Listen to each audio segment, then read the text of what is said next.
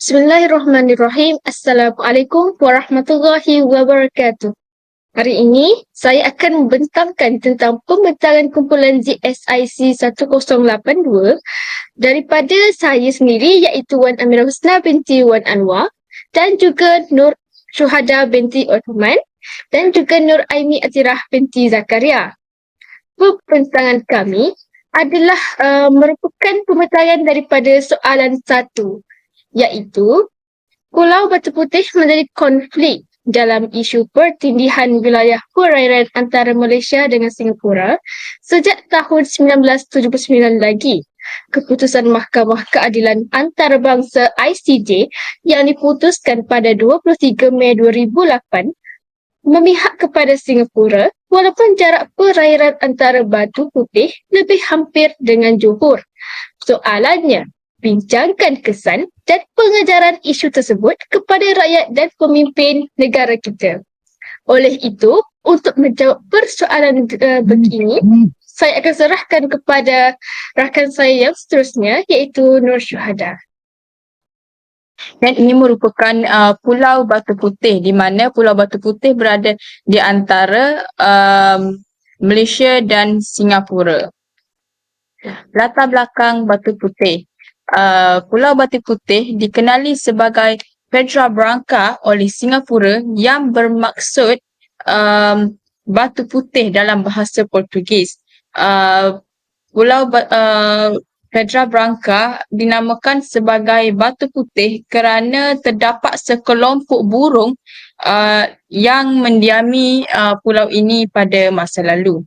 Pulau Batu Putih merupakan sebuah pulau yang menjadi rebutan dan dituntut oleh dua buah negara iaitu negara Malaysia dan negara Singapura. Pada awalnya, Malaysia yang merupakan pemilik sah Pulau Batu Putih yang terpaksa memperjuangkan hak negara dan berlawan dengan Singapura dan yang hanya bertugas sebagai negara yang menjalankan operasi menaik taraf dan menjaga Pulau Batu Putih berdasarkan perjanjian yang telah dilakukan suatu ketika dahulu.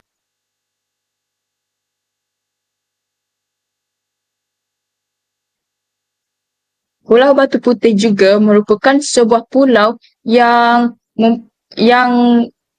mempunyai batu granit. Pulau ini terletak di timur selatan Singapura yang bersaiz 137 meter panjang, 60 meter lebar dan meliputi kira-kira 8,560 meter persegi ketika air surut. Pulau Batu Putih terletak kira-kira 27 batu nautika ke arah timur Singapura dan 7.7 batu nautika ke arah selatan negeri Johor. Ini merupakan peta Pulau Batu Putih, di mana kita seperti yang kita nampak pada peta tersebut, Pulau Batu Putih terdapat di tengah-tengah perairan Johor dan Singapura. Kemudian, masuklah bahagian asas tuntutan kedua-dua negara. Saya akan ceritakan dengan lebih lanjut selepas saya membacanya.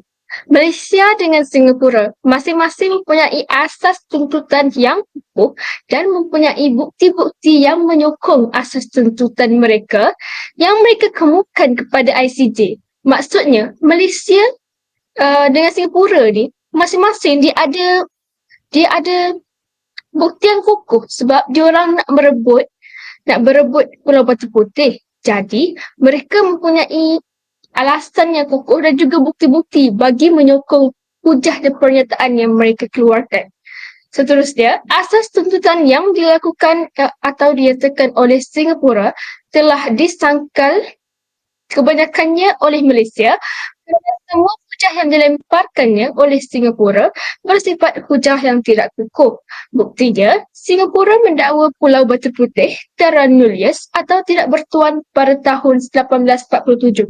Maksudnya, semasa mereka melakukan perebutan tersebut, Singapura melakukan satu hujah yang tidak kukuh. Maksudnya dia kata Singapura, Pulau Batu Putih ni tidak ada tuan pada zaman itu. Ia ni adalah satu bukti yang tidak kukuh Jadi, Malaysia menyangkal hujah Singapura dan menyatakan bahawa Pulau Batu Putih ialah pulau yang mempunyai tuan dan pemiliknya adalah Kesultanan Johor. Keduanya, Singapura mendakwa dan membuktikan pada tahun 1847 sehingga 1851 bahawa Britain mempunyai pemilikan ke atas Pulau Batu Putih tanpa perlu mendapat kebenaran sebarang sultan tempatan. Kemudian, namun begitu, asas tuntutan yang dikeluarkan oleh Malaysia melalui penyangkalan terhadap setiap hujah yang dinyatakan oleh Singapura menjadi sia-sia apabila pihak ICJ dia memandang penting dua aspek yang dinyatakan oleh Singapura, iaitu yang pertama, Singapura mendakwa pemangku setiausaha kerajaan Johor telah menulis surat rasmi kepada Singapura bahawa Johor ia tidak menuntut hak milik pulau tersebut. Yang kedua pula adalah Singapura pula terus beranggapan bahawa ia mempunyai hak yang sepenuhnya ke atas kedaulatan dan kuasa perundangan di Pulau Batu Putih berdasarkan Perjanjian Anglo-Belanda. Singapura dia macam menafikan Pulau Batu Putih tu milik Malaysia, milik Johor. Dia berkata bahawa Pulau Batu Putih adalah milik mereka kerana mereka yang menjaga dan menjaga kebajikan di Pulau Batu Putih tersebut. Kemudian, keluarlah keputusan penghakiman Mahkamah Keadilan Antarabangsa. Pada tahun 2008, Mahkamah Keadilan Antarabangsa ICJ telah membuat keputusan untuk menyerahkan kedaulatan ke atas Batu Putih atau Pedra Branca kepada Singapura. Maksudnya, pada 2008 tu, Pulau Batu Putih telah pun menjadi milik Singapura sepenuhnya.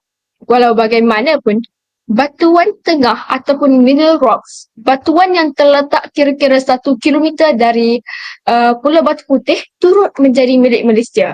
ICJ bagaimanapun tidak membuat keputusan mengenai kedaulatan ke atas Tubir Selatan. So, maksudnya, berdasarkan keputusan mahkamah tersebut, Malaysia dengan Singapura dua-dua mempunyai pulau. Mereka mendapat keputusan yang adil. Malaysia mendapat mineral rocks, Johor mendapat mineral rocks, manakala Singapura pula mendapat Pulau Batu Putih walaupun Malaysia tidak mendapat Pulau Batu Putih. Seterusnya, Malaysia terus menyandarkan fakta bahawa Singapura hanya dibenarkan mengurus rumah api sahaja dan tidak melibatkan kesan hak milik ke atas pulau itu. Manakala Singapura pula terus beranggapan bahawa Singapura ni dia ada hak kedaulatan dan hak sepenuhnya ke atas Pulau Batu Putih berdasarkan Perjanjian Inggeris-Belanda. Pada ketika itu, Singapura tetap berusaha untuk menunjukkan bahawa dia ni mempunyai hak ke atas Pulau Batu Putih, sedangkan Pulau Batu Putih adalah milik Johor, iaitu milik Johor di negara Malaysia. Kemudian pada September 1991, Menteri Besar Johor ketika itu menyatakan bahawa dari sudut pandangan sejarah, Pulau Batu Putih adalah milik kita. Kerajaan Johor bersedia menyediakan bukti jika perlu membuktikan bahawa sesungguhnya pulau itu milik Johor. Pendapat ini diulangi pada forum khusus tentang Pulau Batu Putih yang diadakan di Johor Bahru pada Oktober 1991 yang dihadiri oleh ahli-ahli sejarah Malaysia, menunjukkan bahawa Sultan Johor mempunyai hak ke atas kedaulatan Pulau Batu Putih sejak 1513 apabila Kesultanan Johor Riau Linggi ditubuhkan oleh Sultan Mahmud yang telah berundur setelah Portugis melawan Melaka pada 1997. Okey, pada September 1991 ni, Johor dia telah berjaya membuktikan bahawa Pulau Batu Putih adalah sepenuhnya milik dia, milik Johor. Dia membuktikan kepada mahkamah dan juga kepada pihak Singapura. bagi merebut dan berusaha memiliki Pulau Batu Putih daripada Singapura yang ingin memanipulasikan pendapat dan bukti mereka demi mendapat Pulau Batu Putih. Seterusnya, bagi keputusan dan pemilikan Pulau Batu Putih pula adalah pada 23 Mei 2008, Mahkamah Keadilan Antarabangsa ICJ The Hague, Belanda memutuskan bahawa kedaulatan Pulau Batu Putih yang terletak di perairan luar pantai Johor adalah milik Singapura dengan keputusan majoriti 12-4. Batuan Tengah Mineral Rocks pula diputuskan hak milik Malaysia, sah menjadi hak milik Malaysia, Mineral Rocks. Kemudian, dengan keputusan majoriti 15-1, banyak perbezaan di antara undi Malaysia dengan Singapura. Bagi Tubir Sulatan Salt Lake, keputusan yang diberikan adalah agak kompleks, iaitu kedaulatannya terletak di bawah wilayah di mana ia terletak. Okey, kita boleh lihat di sini bahawa keputusan dan pemilikan Pulau Batu Putih ni, walau bagaimanapun cara untuk Malaysia mendapatkan kembali, Singapura tetap berjaya untuk memanipulasi dan merebut Pulau Batu Putih. Maka, Malaysia hanyalah mendapat Mineral Rock sebagai balasannya. Akhir sekali, keputusan mahkamah itu adalah muktamad dan tiada mekanisme rayuan bagi keputusan ICJ yang merupakan badan perundangan tertinggi Pertubuhan Bangsa-Bangsa Bersatu. Maksudnya, keputusan mahkamah yang telah dilakukan tadi adalah muktamad dan tidak lagi boleh diubah oleh mana-mana pihak. Maknanya, Singapura tetap mendapat Pulau Batu Putih walaupun Malaysia telah banyak memberikan hujah dan bukti untuk merebut kembali. Keputusan yang dikeluarkan oleh ICJ itu dilihat sebagai sesuatu yang adil dan win-win situation, katanya. Maksudnya, dua-dua adil kerana dua-dua mendapat pulau walaupun pulau itu adalah berbeza. Hal ini kerana Dr. Rais Yatim yang mengetuai rombongan Malaysia mendengar penghakiman itu telah menyifatkan keputusan itu sebagai menang-menang kerana Malaysia telah diberikan hak untuk menguasai the Middle Rocks atau Pulau Middle Rocks dan ICJ telah menyerahkan Pulau Batu Putih kepada Singapura. Kedua-dua negara telah mendapat sebuah pulau untuk negara masing-masing. So, di sini Malaysia mendapat Mineral Rocks dan Singapura mendapat Pulau Batu Putih. Ada juga berlaku ketidakpuasan hati antara Malaysia dengan Singapura. Nanti saya cakap. Seterusnya ialah tentang hujah Malaysia ketika menuntut Pulau Batu Putih. Pada asalnya, Pulau Batu Putih merupakan sebahagian Kesultanan Johor yang berasaskan prinsip time immemorial yang wujud atau berterusan untuk masa yang lama sebelum undang-undang moden dipraktikkan. Seterusnya, Malaysia juga telah mengemukakan bahawa Perjanjian Anglo-Dutch Treaty 1824 yang meletakkan bahawasanya Pulau Batu Putih ini sebagai sebahagian kawasan penguasaan pengaruh British. Perjanjian ini telah mengesahkan bahawa Pulau Batu Putih ini merupakan sebagai wilayah Kesultanan Johor. Seterusnya, Pulau Batu Putih ini seringkali didatangi pelayar atau orang laut yang sangat berkait rapat dengan Kesultanan Johor. Maksudnya, pelayar dan orang laut ni yang singgah di Pulau Batu Putih ini sangat berkait rapat dengan Kesultanan Johor yang mempunyai hubungan dengan Kesultanan Johor. Seterusnya, Johor tidak bermaksud untuk menyerah hak Pulau Batu Putih kepada British. Pulau Middle Rocks dan Salt Lake tidak pernah dianggap sebagai Pulau Batu Putih tetapi di bawah bidang kuasa Johor. Macam tu. Lepas tu, seterusnya, Malaysia telah melaksanakan kawalan efektif di kawasan Pulau Batu Putih. Hal ini telah dibuktikan melalui satu dokumen sulit dalaman yang bertarikh 16 Julai 1968 iaitu surat pengisytiharan yang telah mengesahkan bahawa Pulau Batu Putih ini, Middle Rocks dan Salt Lake, dia terletak di kawasan perairan Malaysia. Dan akhir sekali, Malaysia tidak pernah mengeluarkan sebarang protes terhadap tindakan yang telah dilakukan oleh Kuala Lumpur. Dan ini juga merupakan hujah Singapura ketika menuntut Pulau Batu Putih. Katanya Singapura, Pulau Batu Putih ini berstatus terra nullius yang bermaksud tanah tiada pemilik. Seterusnya, Singapura dan United Kingdom telah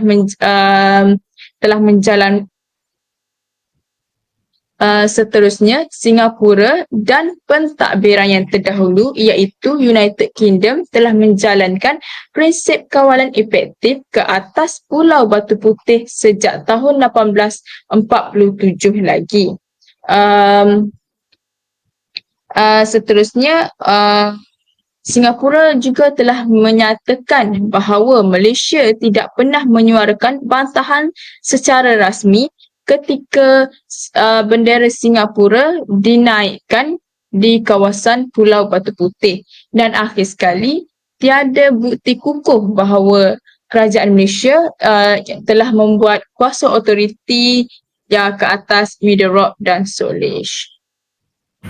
Seterusnya, saya akan membentangkan tentang kronologi tuntutan Pulau Batu Putih. Pada tahun 1979, Malaysia telah mengesahkan pemilikannya ke atas Pulau Batu Putih, Middle Rocks dan Salt Lake ketika menerbitkan peta rasmi baru. Kemudian pada 17 Disember 1981, Tun Dr. Mahathir dan Lee Kuan Yew telah bersetuju untuk melakukan pertukaran dokumen.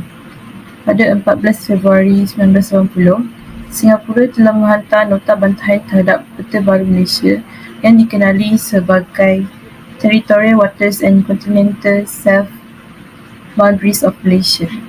Sejak itu, bermulalah pertikaian hak kedaulatan Pulau Batu Putih, Middle Rocks dan Salt Lake. Seterusnya, pada 16 Oktober 1991, Tun Dr. Mahathir dan Goh Chok Tong telah menulangi persetujuan mereka.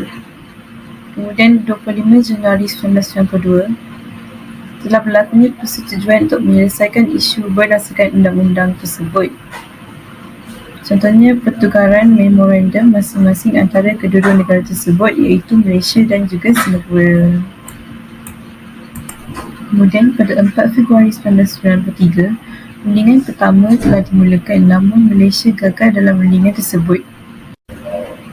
Pada 11 hingga 13 Januari 1994, telah berlakunya rundingan kedua bagi Malaysia dan juga Singapura dalam mendapatkan hak untuk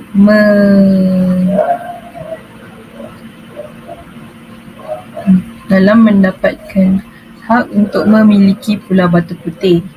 Namun, dalam rundingan tersebut, Malaysia telah kalah Malaysia tidak berjaya untuk mendapatkan Pulau Batu Putih.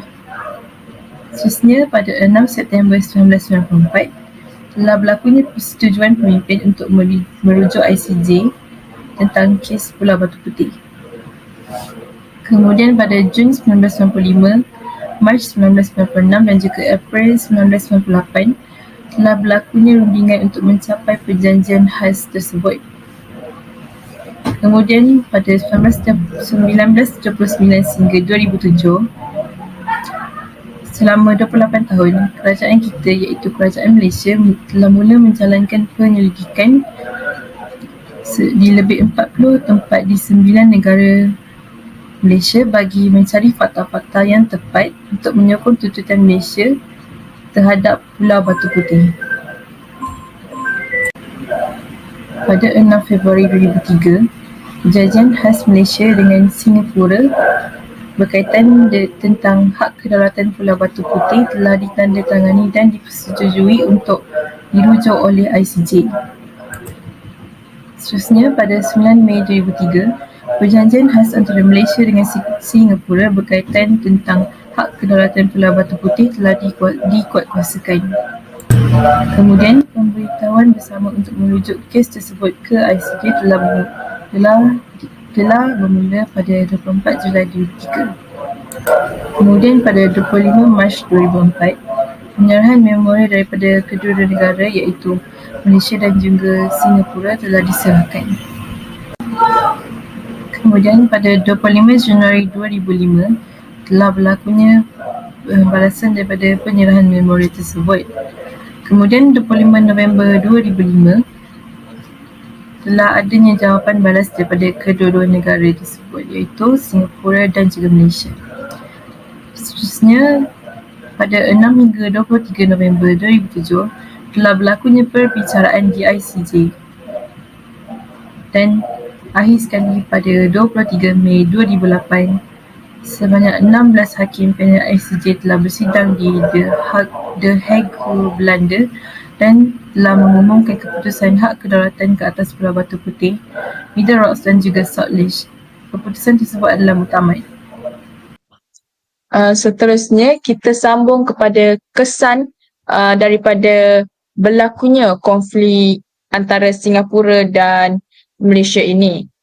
Kesan yang kita dapati terdapat dua, iaitu kesan yang negatif dan kesan yang positif. Okay. Kesan yang pertama ialah sumber pendapatan nelayan terjejas. Hal ini kerana ramai nelayan yang telah dihalau keluar daripada perairan daripada kawasan yang berdekatan dengan Pulau Batu Putih oleh pengawal Singapura. Jadi nelayan-nelayan tersebut tidak dapat mencari sumber pendapatan mereka, iaitu hidupan akuatik seperti ikan, sotong dan udang. Seterusnya, ia boleh menimbulkan pertingkaian tuntutan bertindih kawasan maritim, apatah lagi jarak batuan tengah milik Malaysia hanya sekitar 1 kilometer sahaja daripada Pulau Batu Putih. Seterusnya, Malaysia juga bakal kehilangan manfaat ekonomi di perairan jikalau Singapura meneruskan tambakan tersebut. Namun, Malaysia juga bakal kehilangan sesuatu yang sangat besar, iaitu hak keselamatan dan kedaulatan Malaysia. Seterusnya ialah ini merupakan boleh dikatakan sebagai kesan yang positif berlakunya pertikaian ini.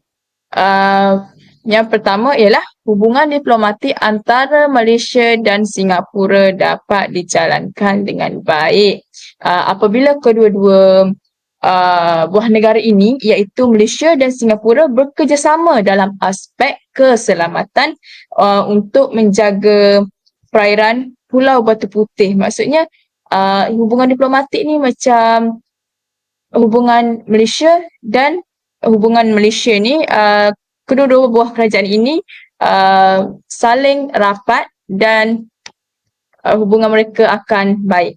Seterusnya ialah pembinaan keyakinan dan keselesaan dalam kalangan pemimpin dengan pemimpin dan rakyat antara rakyat dengan erat. Maksudnya pemimpin Malaysia dengan pemimpin kerajaan Singapura sangat erat, dan rakyat Singapura dan rakyat Malaysia juga akan bertambah erat kerana hubungan antara pemimpin Singapura dan pemimpin Malaysia rapat, jadi rakyat juga akan turut rapat. Dan akhir sekali, ia dapat mewujudkan situasi adil antara negara Malaysia dan negara Singapura. Antara kesan yang seterusnya yang saya dapati adalah kesan sosial. Antaranya ialah hubungan sosial antara dua buah negara ini, iaitu Malaysia dengan Singapura, kedua-duanya berada dalam keadaan yang baik. Hal ini dapat dibuktikan melalui negara Malaysia dengan Singapura ni, dia menerima dan menghantar pelancong kedua-dua negara. Maksudnya, hubungan kedua-dua negara juga adalah sangat baik. Maksudnya, Malaysia dapat menghantar pekerja-pekerja mereka ke Singapura. Maksudnya dia masih dapat menghantar. Maksudnya Singapura masih lagi dapat menerima rakyat-rakyat Malaysia untuk datang ke Singapura. Ini dapat dilihat melalui peratus kemasukan pelancong ke Malaysia daripada negara Singapura. Mereka juga menganggap situasi ini sebagai satu situasi yang adil kerana kedua-duanya mendapat hak masing-masing, iaitu Pulau Batu Putih didapati oleh Singapura dan Pulau Middle-Rocks oleh Malaysia. Mereka mendapat hak yang adil kedua-duanya. Hal ini menyebabkan Malaysia tidak tidak puas hati terhadap Singapura kerana dia masih lagi mendapat Middle-Rocks. Mereka juga dapat bekerjasama dengan lancar. Kesan yang seterusnya ialah industri maritim mula menggesa Malaysia untuk mengemukakan bantahan terhadap tindakan terbaru Singapura yang akan mula untuk menambak tanah di sekitar Pulau Batu Putih atau Pedra Branca. Hal ini sekiranya akan menjejas pendapatan nelayan di Malaysia. Selain itu, hasil laut juga akan berkurang. Begitu juga dengan penambahan harga hasil laut di Malaysia. Selain itu, mereka juga risau akan berlakunya pencerobohan sempadan laut antara Singapura dan juga Malaysia. Kesan yang seterusnya ialah isu kedaulatan negara akan menjadi lebih teruk, terutamanya membabitkan perairan di sekitar Pulau Batu Putih. Kesan yang seterusnya ialah rakyat Malaysia beranggapan bahawa Pulau Batu Putih telah terlepas daripada tangan Malaysia disebabkan oleh kecayaan kerajaan Malaysia.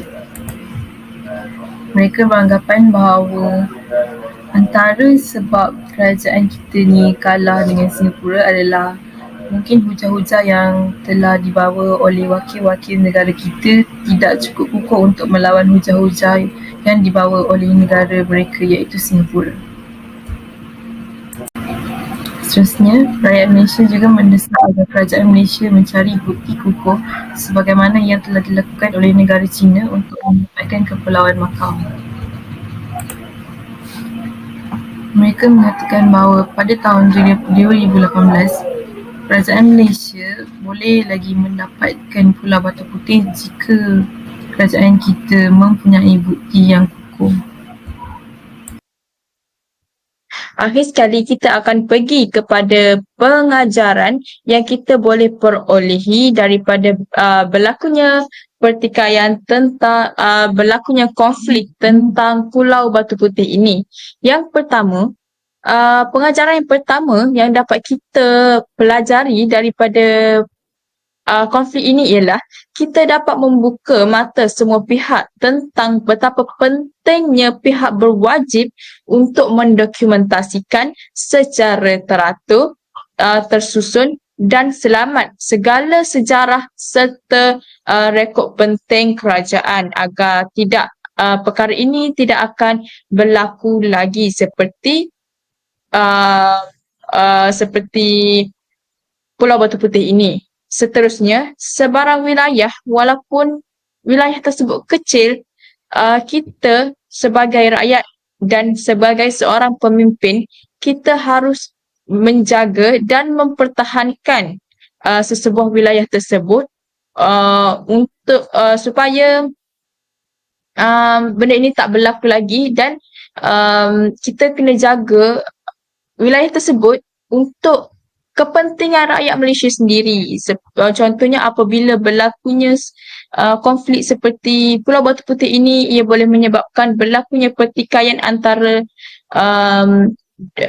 antara dua buah negara atau lebih, dan dia boleh menyebabkan penduduk di wilayah tersebut terkesan daripada konflik ini daripada konflik tersebut. Dan janganlah kita mengulangi kesilapan yang sama seperti pemerintah kita yang terdahulu agar wilayah kita tidak direbut lagi oleh negara lain. Kita tidak boleh kita hendaklah mempertahankan hak kita sebagai rakyat Malaysia untuk mempertahankan hak yang kita miliki daripada diambil oleh kuasa asing. Pengajaran yang seterusnya adalah kita mestilah sentiasa berwaspada terhadap sesiapa sahaja. Contohnya, dalam menandatangani sebarang dokumen bagi pihak kerajaan. Contohnya, bagi kita, rakyat Malaysia, kalau kita nak tanda tangan apa-apa sekali dokumen, kita perlulah siasat dahulu agar kita tidak terpengaruh dan tidak dimanipulasi oleh negara ataupun kerajaan yang ingin memanipulasi dan merampas hak daripada kita. Itu adalah pengajaran yang tadi. Kemudian, jika kita ingin menuntut sesuatu hak, bukti yang jelas dan lagi konkret perlulah ada. Contohnya, apa yang kita dapat lihat dari kisah perebutan Pulau Batu Putih oleh Singapura dan Malaysia ni, Singapura memberikan bukti yang lebih kukuh daripada negara Malaysia dalam berebut Pulau Batu Putih. Sebab itulah Singapura yang dapat Pulau Batu Putih berbanding Malaysia. Malaysia hanya mendapat Pulau Middle Rocks. Oleh itu, kita mestilah memberikan bukti dan belajar dahulu agar kita dapat berusaha untuk mengekalkan kedaulatan negara kita. Kemudian, yang seterusnya, jangan mudah lepas hak tangan kepada pihak asing, iaitu Singapura, untuk mentadbir sembarangan. Contohnya, dengan hujah yang Singapura berkata tadi, bahawa Singapura yang telah menjaga dan menjaga kebajikan di Pulau Batu Putih. Oleh itu, mereka yang berhak mendapat hak dan juga kedaulatan ke atas Batu Putih. Sedangkan kita, Malaysia, Johor adalah pemilik hak utama Pulau Batu Putih. Mengapa kita perlu memberikan hak menjaga Pulau Batu Putih itu kepada Singapura? Dan ini akan menyebabkan Singapura naik tangan dan mereka akan jadi lebih besar kuasa mereka berbanding Malaysia untuk memberikan bukti bagi merebut Pulau Batu Putih. Seterusnya, Malaysia perlu mengekalkan kedaulatan Batu Putih dan mentadbir sendiri Pulau Batu Putih tanpa campur tangan negara lain. Maksudnya Malaysia tak perlu pun beri hak menjaga Pulau Batu Putih itu kepada negara lain, kepada Singapura. Sebab jika diberi juga hak menjaga Pulau Batu Putih itu kepada negara lain, kepada Singapura, hal ini akan menyebabkan Singapura ingin memiliki Pulau Batu Putih oleh kerana banyak keistimewaannya di Pulau Batu Putih tersebut. Kemudian, akhir sekali, jangan biarkan Singapura manipulasi negara kita. Cara dia manipulasi negara kita tu, dia telah menceritakan penat lelah Singapura ni dalam menjaga Pulau Batu Putih. Sedangkan Pulau Batu Putih milik kita. Tapi kita telah bagi Singapura hak kepada bagi hak kepada Singapura untuk menceritakan kepada pihak mahkamah bahawa mereka telah penat menjaga Pulau Batu Putih. Bukannya kita. Oleh itu, Singapura telah pun mendapat hak ke atas pemilikan Pulau Batu Putih. Itu sahaja daripada kumpulan kami. Kami dapati berdasarkan pendapat kami, Pulau Batu Putih ini walaupun dia milik kerajaan Johor di Malaysia, Singapura telah memilikinya. Akan tetapi ada juga yang mengatakan bahawa Malaysia ingin merebut kembali Pulau Batu Putih daripada Singapura. Baiklah, itu sahaja daripada kumpulan kami. Sekian, terima kasih. Assalamualaikum.